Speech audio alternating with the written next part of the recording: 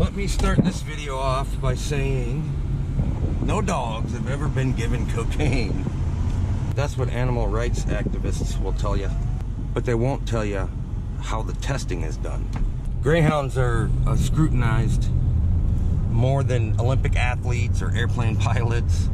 The methods used in testing greyhounds for drugs, the machinery has evolved over the past 30, 40 years or whatever. It's basically like a forensic test where they can pick up on parts per 10 billion. If a greyhound has a trace amount of a banned substance with one part in 20 billion, then that's an automatic fail. If they detect anything at all, it's a fail. Here's some money I pulled out of my wallet. You want to forensically test my money? Odds are you're gonna find trace amounts of cocaine on this money. You can make a straw out of a $20 bill here. Snort up a little cocaine and look at money under a microscope. And it's got all these little fibers everywhere that these little particles of cocaine will stick to. You put it in your wallet, it gets mixed around with other money, and that cocaine gets transferred to other bills. I mean, you're talking about parts per billion here. Take my money and rub it all over a Greyhound, and then when it comes over here to race, they piss test it, and that's all it takes to make a Greyhound fail. It's called environmental contaminants. Any dog that's ever failed a cocaine test didn't have enough in it to get a flea high. It's part of this deception. You can tell somebody that a dog failed a cocaine test, which is true, but they won't tell you the rest of the story, which is it had one part in 25 billion, and it was an environmental contaminant, and it wasn't enough to do anything for a dog. If cocaine was a good way to cheat, then how come Olympic athletes aren't ever caught snorting cocaine before they do something? Let me fill you all in on some breaking news that just came to light. Less than a year ago, the Washington Post does a story on the cocaine problem that Florida has in greyhound racing. The Washington Post interviews Carrie Thiel, the lobbyist and founder of Grey 2K, and asks for and they get a quote from him, and he is not an expert by any means. Carrie Thiel makes some kind of a quote saying that Florida has a problem with cocaine in their greyhounds. We'll come back to this in a moment, and we'll soon discover where the problem really is. So this Washington Post article tells you about 12 greyhounds that were tested positive for cocaine back in July of 2017. There's a little area that the dogs get to go out before they race, and there's people that work for the state that have like a pole and a little bottle on the end of it, and whenever they see a dog urinate, they'll stick the pole under there and they'll catch a sample of the dog's urine. And from what I understand, they'll take that sample and then they split it up into 2 separate bottles, seal it up. One bottle gets shelved, and the other bottle goes to the state. The other bottle gets sent off to be tested for all these various drugs. If a dog is tested positive, the owner of the dogs can dispute it, and he can take that other sample that was set aside, and he can ship it off to his own lab somewhere to get tested. The dog owner, the one that owned these 12 dogs in Jacksonville that were tested positive, this is what he did. And it's very expensive, and a lot of times this doesn't get done where they dispute it.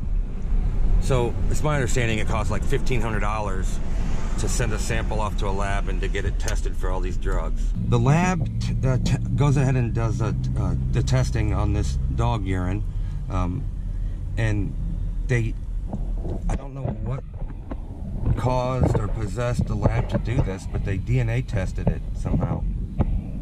I'm not a scientist, I don't know how this works, but they did a DNA test and notified the owner that it's not even canine urine. So the samples that flunked these 12 dogs in Jacksonville, it wasn't even canine urine. It is not any type of standard procedure whatsoever when Greyhound urine is being tested to DNA test it to see if it's even dog urine. That is something that just never gets done, and I'm not sure how this happened, but as far as I know, the owner of the Jacksonville dogs, he didn't request that they test the DNA to see if it was canine urine or not, but for some reason they did it, and they discovered that it wasn't canine. It was not Greyhound urine. Let me pause my story right now and I'll take you back to a few months ago when I went to Tallahassee to speak to the commissioners, the constitutional revision commissioners. This is before they decided to let it progress and to do the CRC meetings around the state. That's the first time I ever saw Kerry Thiel, the guy that founded Grey 2K.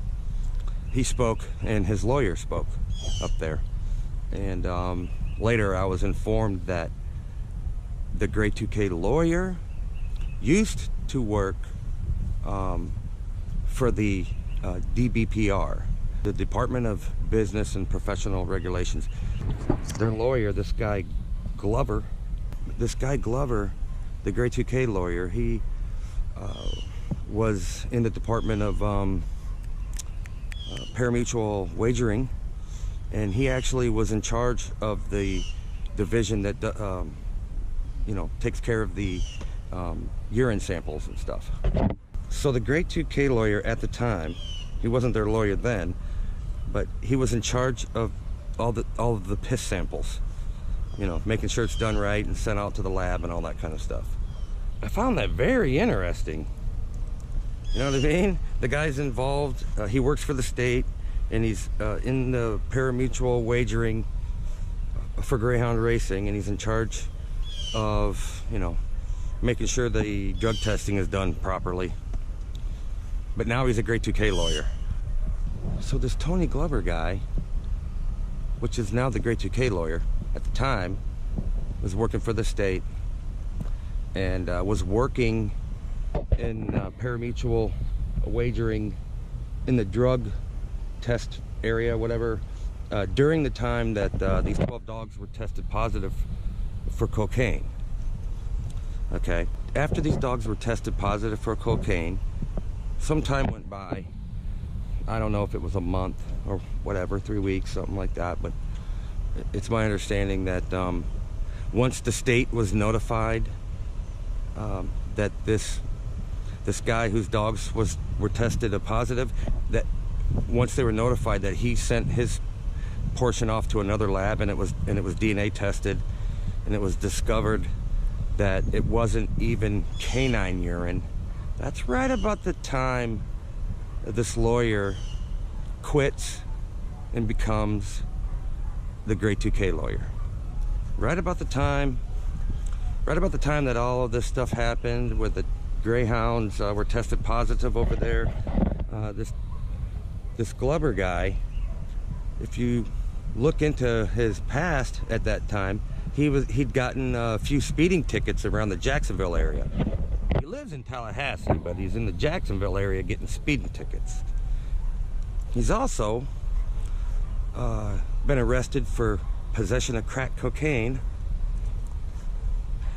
Glover has had access to the urine samples, and he's been busted for cocaine, and he's now the Grey 2K lawyer, and it's not canine urine in those samples. I'm no investigative reporter, and I'm not a detective, but I can put 2 and 2 together. I don't bet on greyhounds, but I'll bet if you DNA test that lawyer's piss, sample it with compare it to the piss that they tested in that lab, and I'm pretty sure you got Glover's pee in that bottle.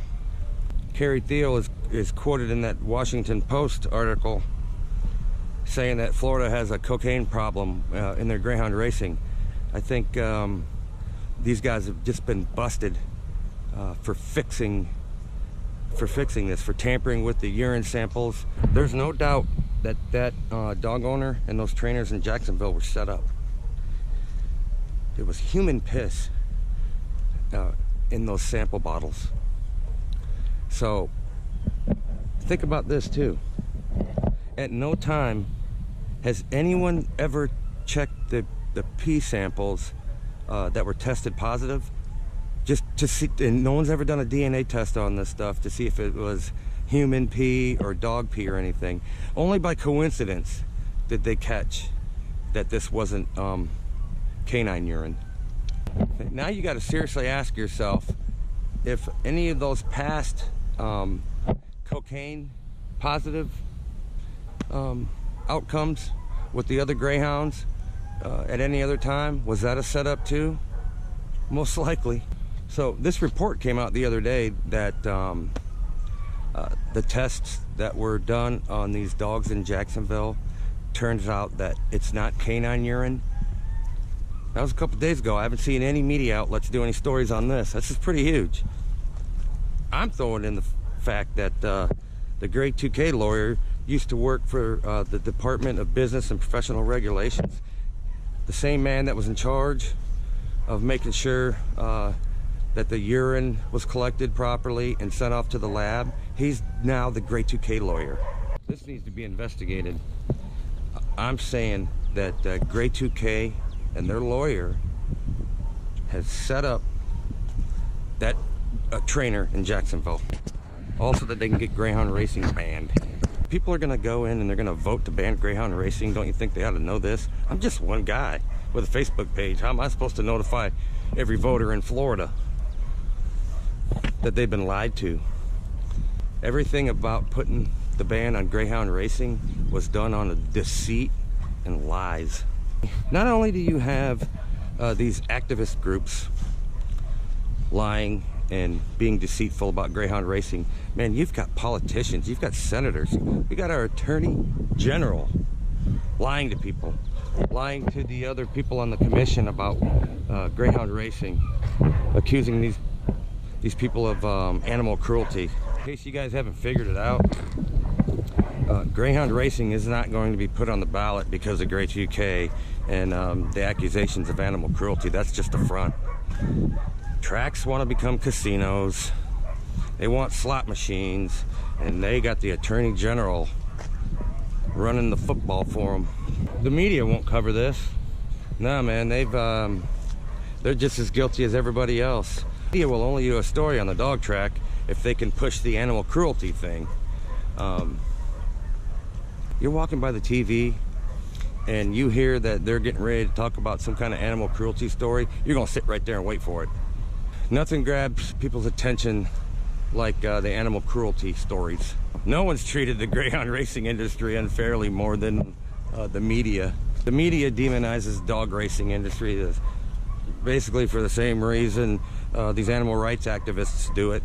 You know, the activists do it for donation dollars. You know, if they can say a dog was on cocaine, they can push that on their websites and on their Facebook pages, and they can see a huge increase in donation dollars. The media does it for the same reason, because they get a lot of people tuning in to hear their animal cruelty stories. Look at that Mike DeForest guy. You know, he gets a hold of AJ here at the kennel because he wants to do a story on his take on the banning of Greyhound racing. That dude spun that story so bad and tried to paint Kathy like some type of horrible animal abuser. That guy is nothing but a tabloid journalist. How pathetic. Journalism is dead.